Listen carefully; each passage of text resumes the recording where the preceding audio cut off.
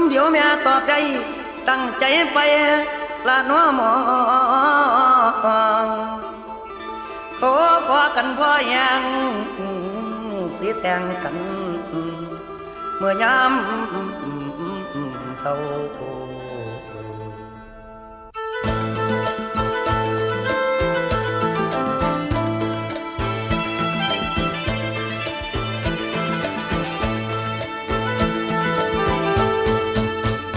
กลางวัน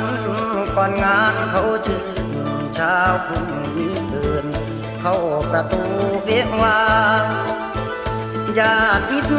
รวมกันเต็มที่ล้วนแต่ผู้ดีต่างจังหวัดก็ออกมาผู้แพ้เหมือนคนติดยานั่งสอบตั้งคาดขมับเพียงตายเสียงเครื่องไฟเหมือนดีใจให้ชวนอับอาย